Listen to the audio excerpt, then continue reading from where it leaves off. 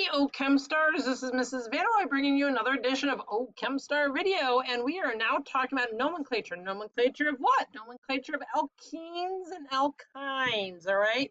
So if you felt pretty good at naming alkanes, there's only a few more things you have to worry about, okay?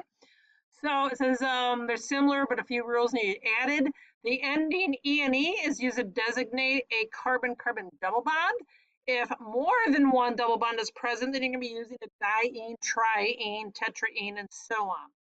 The ending "-ine" is used to designate a carbon-carbon triple bond. Again, you can have a diene, a triene, and so on. They're fun to say, aren't they?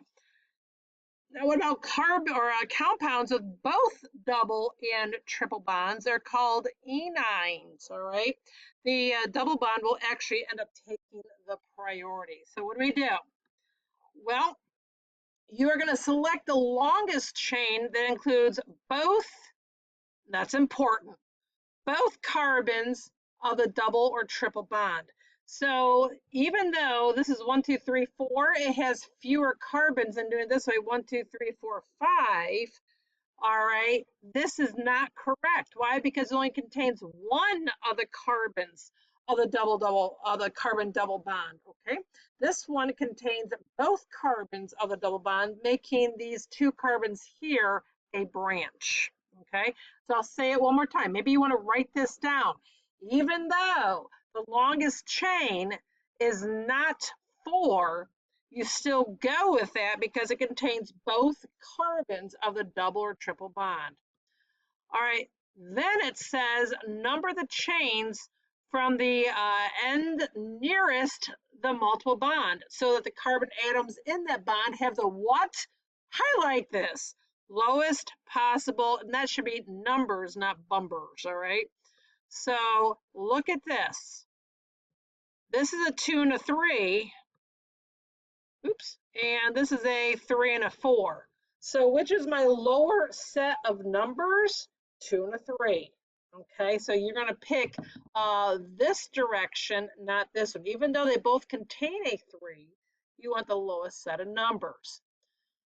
If the multiple bond is equidistant from both ends of the chain, number from the end nearest the first branch. So when I did it 1, 2, 3, 4, hey, the double bond is both on the 2 and the 3, correct? The double bond is on the 2 and the 3. So if you have a branch now, all right, you're going to use this way where the branch is on the lower set of numbers. And it says indicate the position of the multiple bond by using the lower numbered carbon of the atom of that bond. All right, so here I have this. So to number the lower numbered carbon, so the double bond is between carbon 1 and carbon 2, pick the lower number, this becomes 1 butene. Why but? Well, you have 4 carbons. Why ene? You have a double bond. Where is that double bond? It's on the 1, between the 1 and the 2. Notice this one now is a 2 butene because the double bond is between carbon 2 and 3, which is your lower set of number. 2 is, so it becomes 2 butene. Let's keep going. So if more than one multiple bond is present, number from the end nearest the first multiple bond.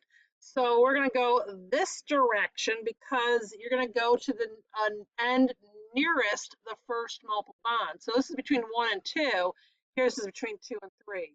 So we're going to name this, believe it or not, 1,3-pentadiene. So where did that 1 come from? Well, it's the lowest number here. Where the 3 come from? It's the lowest number of these two. Pent, I have 5 carbons, and it's a diene, okay? How about the next one? If a double and a triple bond are both equidistant from the end of the chain, the double bond receives the lowest number. All right, so if I go left to right, my double bonds between 1 and 2. If I go this direction, my double bonds between 3 and 4. So you would number it 1,3-butene-ine. So the ene is my double bond, it gets the priority. The ine is where the 3 and the 4 are. Okay. So now what? We have straight chains. All right, so we're going to be comparing alkanes, alkenes, and alkynes, okay? So if I have a 1 carbon alkane, I call it methane, and I'll just put this right here. Is there any way possible I could have a methene or a methine? Not at all. You put a little meh there's, all right? They don't exist, all right? You have to have a carbon double bond carbon or carbon triple bond carbon. You need two carbons to do that, so that doesn't work, all right? What about the next one? So I can have two carbons, and that's your ethane, all right? And here's this, okay?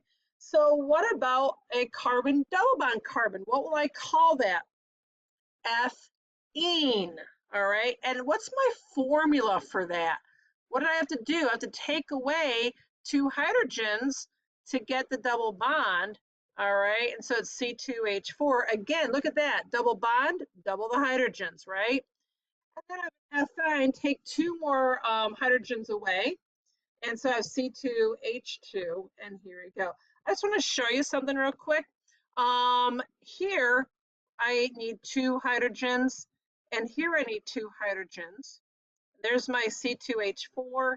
Here I only need one hydrogen and one hydrogen. There's my C2H2, okay? Let's keep going. So what about three carbons? All right, so that's your propane, and there it is. And then I'm going to take away two hydrogens to get propene. So it's C3H6. And here it is. Okay. Propine, take away two more hydrogens. And there it is. Now, real quick, what do you notice? Did I put any numbers in this? The answer is no. If I have 1, 2, 3 carbons, no numbers are needed. Okay, let me scroll it back up so I can get there. Why not? According to our numbering guide, all right, no matters what, it's always going to be on the first carbon. All right, you can't number it so that it's not on the first carbon. So if you have eth and prop, you do not need any kind of numbers. It must be on the first, okay? But what does it say with 4 carbons? You must, should I say, indicate where the bonds are, okay? So here I have butane, C4H10, and here's what it looks like. Now be really careful. I can put my double bond here, or I can put my double bond here. So then I have to number it. 1, 2, 3, 4, that becomes 1 butene, C4H8. Or I can do this, all right, 2 butene, C4H8. Okay, let me ask you something real quick. What about this? Let me pull this up, all right. How would I name this? Is it called 3-butene? What do you think?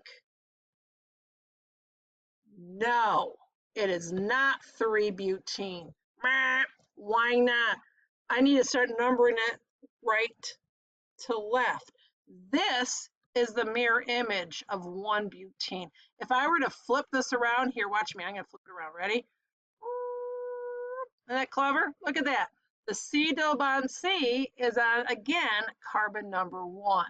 So you really got to be careful because you don't have an isomer. You actually have, the exact thing, okay? So what about the next one? How do you think I'm going to name this one? Try it. Name that without me. I hope you got 1-butene. And then what about the next one? What do you think this is going to be called? Hopefully you got 2-butene. Notice again, they are structural isomers of each other. They have the same formula. So what about dienes and diines? All right, I can't have it with methyl or any kind of meth group, so don't worry about it. So what about this one? How would I name this? Here's a diene.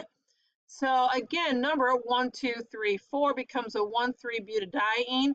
And folks, that is a very important industrial compound. And we're going to talk about why later on in this unit, all right? But that's a really important compound, okay? We could have also, now this is conjugated, all right, right here. You may want to jot that down. This is conjugated, this is cumulated, and that would be a 1,2-butadiene.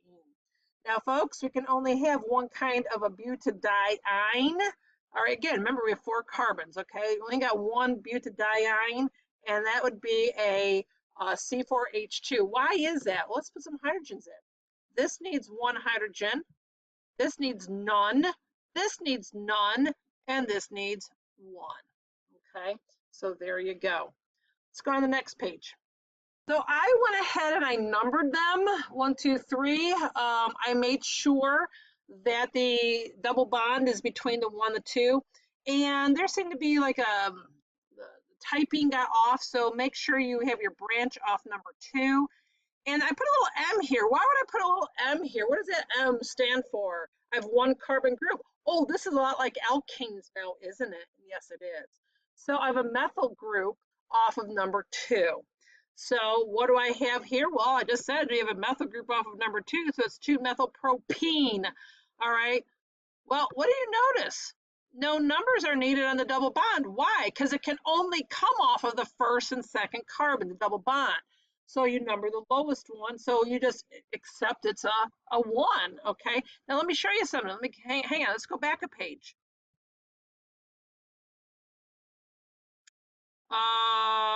Hang on. What I want to say. Wait a minute. Oh, down below. Here it is. Remember what we said right here? If you have 1, 2, or 3, well, you're not going to have 1 alkene or 1 carbon alkyne. So if you have 2 or 3 carbons in an alkene or alkyne, you don't need numbers. It will be on the first carbon, okay? All right, so here we go again. So let's check out this one. Oh, wait a minute. How many total carbons do I have here? I have 5, but how many are in my longest chain? I got 4. Guess what? That's more than 3. What do I need? I need numbers. Well, I already know, and you should be jotting some of these things down too, right? I know I need a 2-methyl, but notice right here, jot this down. I need a 1. Why? Because 4 is bigger than 3. When you had 3 in your longest chain, you don't need the number out in front. It has to be on the 1. But if you have 4 or more, you must tell me where your double bond is. So this 1 is between the branch name and the longest chain name. So that tells me this 1 is where my double bond is. So 2 is where the methyl is. 1 is where the double bond is. All right, so that's what that tells me. Now look at the next one. Go ahead. Name this one on your own. See what you get.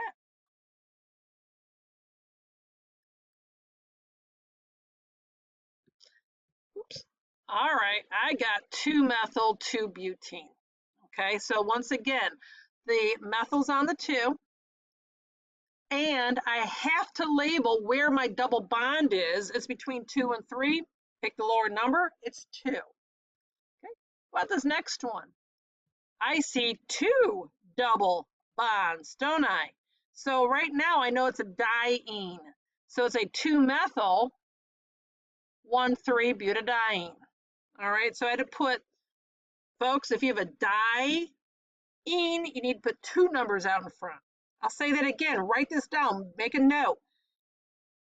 If you have a diene, you need 2 numbers out in front. What if I have a triene? You need to have 3 numbers out in front. So my recommendation for you guys is to really look closely at your root name, all right, butadiene.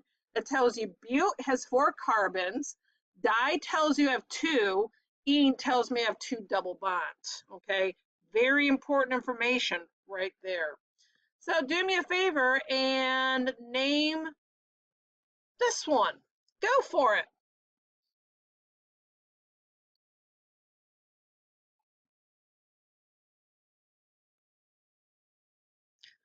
All right, I got a 4-methyl-2-pentyne. Now, folks, if we were just doing alkane, if this were a single bond, not a triple bond, then it would have been 2-methylpentane, all right? So you would have numbered it this direction, but not in the case of alkene or alkyne. Your double bond or your triple bond takes the priority over wherever your chains are.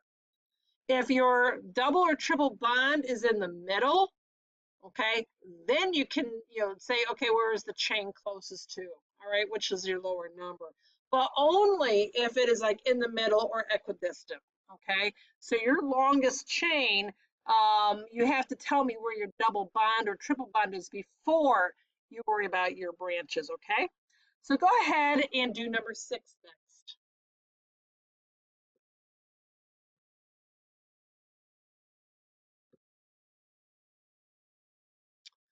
All right, I got a 2-ethyl-1-butene. But Mrs. Vanderlooy, isn't my longest chain right here? My longest chain is 5. That may be, but your longest chain for an alkene or alkyne must contain both carbons of the double or triple bond. So I had to go this direction to name that.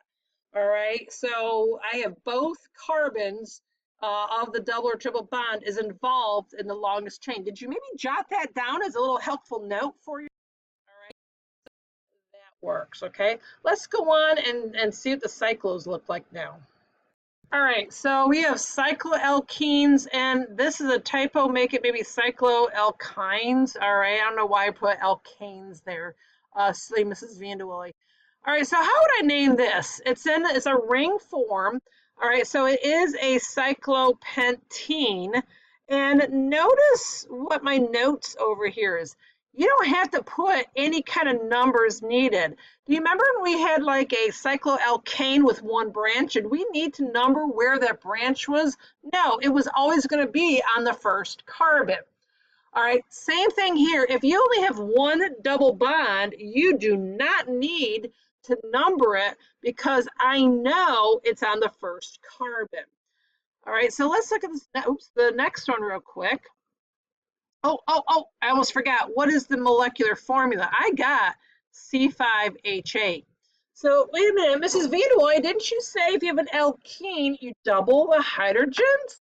If you don't have a cyclo, that is correct. So let's check this out. Here, I only need one hydrogen because this carbon already has 3 bonds. 1, 2, 3. One hydrogen because this carbon already has 3 bonds. This one needs 2. This one needs 2, and this one needs 2. So if you add them all up, I have 2, 4, 6, 7, 8. That is correct. So once again, you take one away to make an alkene. I'm sorry, you take 2 away, my mistake. Take 2 hydrogens away to make a double bond, and you also have to take 2 away to make it a ring structure. So you're taking 4 away, all right, to go from a pentane to a cyclopentene. All right, what about this next one? Now that's interesting. Why did I number it twice? Well, remember, I only got one double bond, so I know the one is going to be on where the double bond is. But the question is, how am I going to number that branch? All right, it has to go on the lowest number carbon now. So is it on the carbon 1 or carbon 2? Well, which is your lower number, carbon 1 or carbon 2? Carbon 1 is. So it becomes 1-methyl cyclohexene, and it is C6H10. So again, if I were to put all the hydrogens around it, I would end up with 10. Now, I wrote, remember, if only one double bond is always on the first carbon. So I do not need to number where that first double bond, the only double bond is always on the first carbon. But I know I have a methyl group coming off of that same carbon. So what about down here? How am I going to number this? All right, I want the double bonds to be on the lowest set of numbers. All right, so if I number it this way, all right, where are my double bonds? My double bonds are between 1 and 2 and 3 and 4. So I'm going to number this, or I'm going to name this 1,3-cyclohexadiene. Holy cow, yeah, it's a mouthful, I get it. But between 1 and 2 and 3 and 4, so pick the 1 and 3, cyclo because it's in a circle, hex because I have 6, di because I have 2 what? 2 double bonds. And now check this out. Look at the difference. This has 6 carbons total, doesn't it? I have a cyclopentene plus a methyl group, that's 6. I have 10 hydrogens, right? But if I have another double bond, I have to take 2 more hydrogens away to make that other double bond, and there it is. So what about this next one? Hey, should I number it just like I did last time? What do you think? Look at what I did. Same thing, isn't it? No. What did I tell you? No. All right. How do you have to number this? I have to number it so that the carbons are on the lowest set of numbers. So if I number it red, that tells me it's between 1 and 2 and 4 and 5. Where were they in blue? Let me get rid of the red real quick. Between 2 and 3 and 5 and 6. Isn't 1, 2, 4, 5 lower set than the blue way? Yes. This is how I'm going to name it or number it. You go ahead and you name that now.